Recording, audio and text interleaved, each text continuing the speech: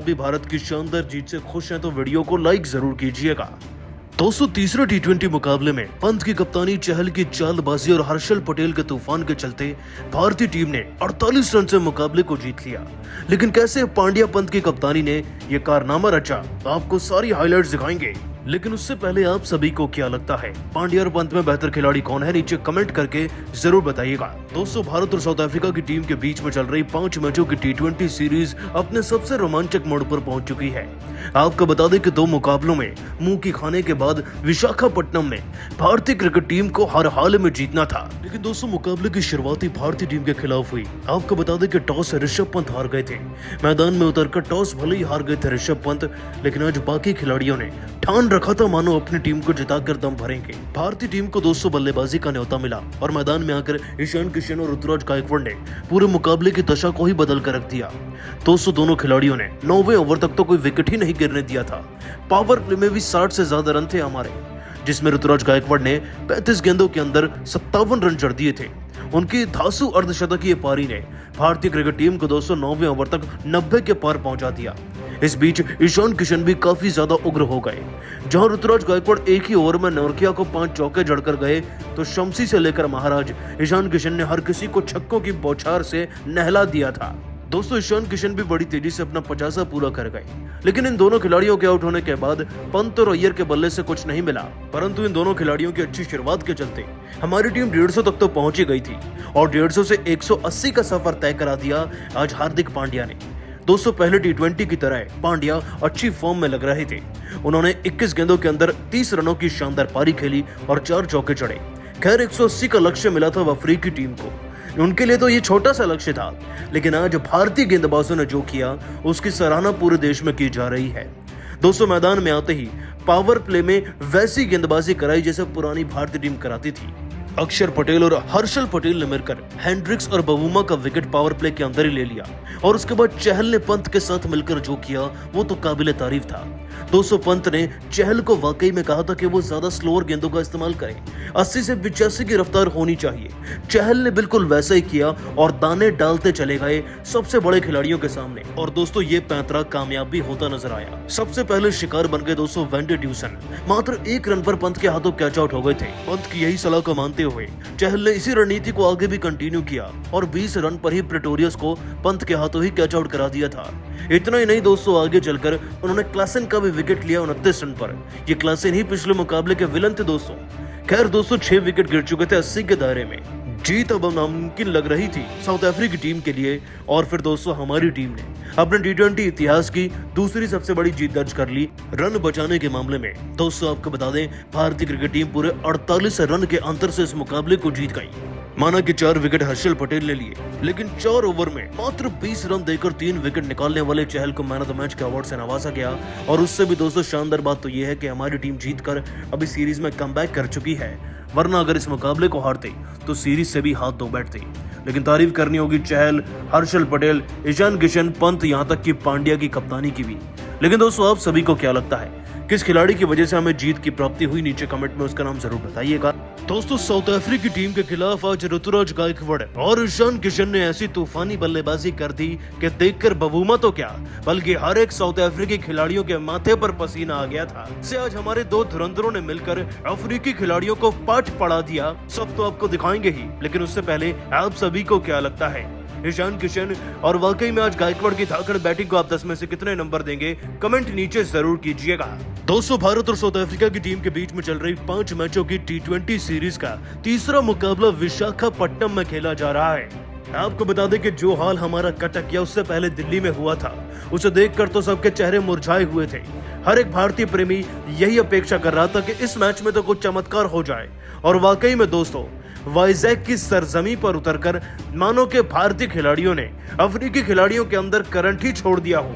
और ये करंट छोड़ा ईशान किशन व ऋतुराज गायकवाड़ ने। दोस्तों, पंत मैदान में उतरे और टॉस हार गए। इस बार भी पहले गेंदबाजी चुन ली अफ्रीकी कप्तान बवुमा ने। सोचा कि भारतीय टीम का कॉन्फिडेंस तो वैसे ही कम है, ऊपर से रोहित शर्मा तो है नहीं, तो 2 नौसिखिए टीम की कमान को संभाल रहे हैं। और आज इन्होंने यही भूल चूक कर दी, इनको हल्के में ले लिया। और दोस्तों, आज इन्हीं दोनों सलामी जोड़ी के बैट्समैन ने वो पाठ पढ़ा कर रख दिया अफ्रीकी गेंदबाजों को, जो कि शायद उन्हें पिछले 2 मैचों में नहीं पढ़ने को मिल रहा था। दोस्तों आपको बता दें कि ईशान किशन और ऋतुराज गायकवाड़ ने मिलकर तारे दिखा दिए आज एनरिक नॉर्किया को, रबाड़ा को, या फिर हर एक उस गेंदबाज को जो साउथ अफ्रीका की जर्सी पहने मैदान में खड़ा था। आपको बता दें कि पावर प्ले का आखिरी ओवर चल ही रहा था कि पारी के 5वें ही ओवर में बैक टू बैक 5 चौके जड़ दिए ऋतुराज गायकवाड़ ने, और वैसे ही टीम का स्कोर 50 शूट कर गया था। और दोस्तों गायकवाड़ का रौद्र रूप केवल यही नहीं रुका, अगले ही ओवर में प्रेटोरियस को एक ऐसा खतरनाक छक्का जड़ा के देखकर द्रविड़ भी खड़े होकर ताली बजाने लग गए थे। मात्र 28 गेंदों के अंदर दोस्तों ऋतुराज गायकवाड़ 48 रन तक पहुंच गए। बस फिर क्या होना था, 2 गेंदें और खेली, यानी कि 30 गेंदों के अंदर बड़ी शानदार तरीके से चौका जड़कर अपना 50 पूरा किया। इतना ही नहीं दोस्तों, शम्सी के इसी ओवर में चौथी गेंद पर एक शानदार छक्का भी लगाया था ऋतुराज गायकवाड़ ने। नहीं दोस्तों, शम्सी को इस ओवर की आखिरी गेंद पर ईशान किशन ने भी चौके के रूप में एक प्रसाद दिया था, और इस अकेले ओवर से 13 रन मिल गए थे हमारी टीम को। 9 ओवर पूरे हुए थे, लेकिन स्कोरबोर्ड पर दोस्तों 90 रन लगा दिए थे इन दोनों युवा जांबाज बल्लेबाजों ने।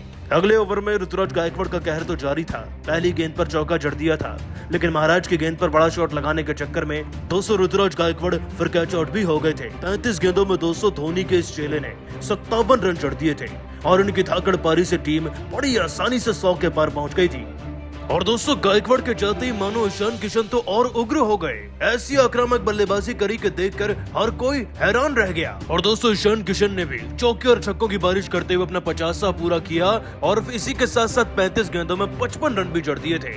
अपनी बारी में उन्होंने भी 3 चौके व 1 गगनचुंबी छक्का लगाया, और मैदान में अब अय्यर साहब आकर उनके साथ विस्फोटक अंदाज में शुरुआत भी कर चुके थे। दोस्तों वाकई में तारीफ बनती है गायकवाड़ और ईशान किशन की, क्योंकि इतनी अच्छी शुरुआत तो उन्होंने ही टीम को दिलाई है। लेकिन आप सभी इन दोनों की बैटिंग को 10 में से कितने नंबर देंगे, कमेंट नीचे जरूर कीजिएगा। दोस्तों ईशान किशन और गायकवाड़ के तूफान के बाद मैदान में हार्दिक पांड्या ने अपनी धाकड़ बल्लेबाजी से पूरे मैच की काया को पलट कर रख दिया। कैसे पांड्या की तूफानी पारी ने आज भारतीय टीम को 150 से उठाकर सीधा 180 तक पहुंचा दिया, आपको दिखाएंगे। लेकिन उससे पहले आप सभी को क्या लगता है, हार्दिक पांड्या और ऋषभ पंत में बेहतर कप्तान कौन है, नीचे कमेंट करके हमें जरूर बताइएगा। दोस्तों साउथ अफ्रीका टीम के खिलाफ खेले जा रहे सीरीज के तीसरे T20 मुकाबले में भारतीय टीम के धुरंधरों ने आज वाकई में खटिया खड़ी करके रख दी साउथ अफ्रीकी गेंदबाजों की। जैसे ही मुकाबला शुरू हुआ, मानो कि प्रहार करने के मकसद से ही मैदान में ईशान किशन और ऋतुराज गायकवाड़ आए थे। 2 मुकाबलों में मिली जबरदस्त हार से लगी तगड़ी चोट के बाद ऐसा लग रहा था कि मानो जलजला आ गया हो मैदान में भारतीय खिलाड़ियों का। और दोस्तों वाकई में ऐसा नजारा पेश भी किया ऋतुराज गायकवाड़ और ईशान किशन ने। दोनों खिलाड़ियों ने मिलकर पारी के 9वें ओवर तक स्कोर को 90 तक पहुंचा दिया था। इस बीच गायकवाड़ साहब के बल्ले से 35 गेंदों के अंदर ही 57 रन निकल गए, मानो कि मैदान में जूनियर धोनी हमें बैटिंग करते नजर आए हों। गायकवाड़ भले ही आउट हो गए हों, लेकिन ईशान किशन ने फिर पारी को बड़े अच्छे तरीके से संभाला। दोस्तों ईशान किशन ने अपनी टीम के लिए न सिर्फ 50 जड़ा, बल्कि टीम के लिए वो पारी खेली जब सबसे ज्यादा जरूरत थी उनकी टीम को। अय्यर के साथ अपनी पार्टनरशिप का ढूंढ रहे ईशान किशन को ऐसा लग रहा था कि मानो किसी की जरूरत ही नहीं पड़ी। गेंदों में 54 रन लगाए और इसी पारी के अंदर 7 चौके भी लगा दिए थे। लेकिन दोस्तों इन दोनों खिलाड़ियों के आउट होने के बाद मैदान में पंत और अय्यर का बल्ला पूरी तरीके से फ्लॉप रहा। पंत 6 रन तो उनसे पहले अय्यर 14 रन पर आउट होकर जा चुके थे। लेकिन इस बीच जब भारतीय क्रिकेट टीम धीमी पड़ चुकी थी, लग नहीं रहा था कि रन भी आएंगे और 150 तक पहुंचना मुश्किल लग रहा था, उस वक्त हार्दिक पांड्या का बल्ला कुछ ऐसा चला कि देखकर हर कोई दंग रह गया।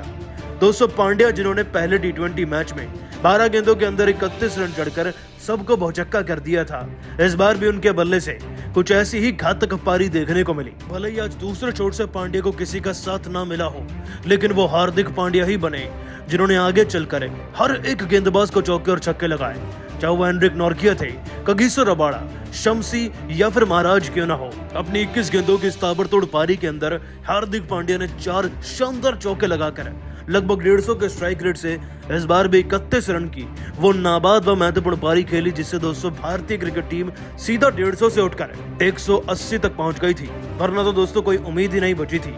कार्तिक भी आउट हो गए थे, लेकिन ये हार्दिक पांड्या की बल्लेबाजी थी जो कि टीम को 180 तक ले गई। दोस्तों वाकई में पांड्या ने अपनी धाकड़ बल्लेबाजी से सबका दिल जीता है।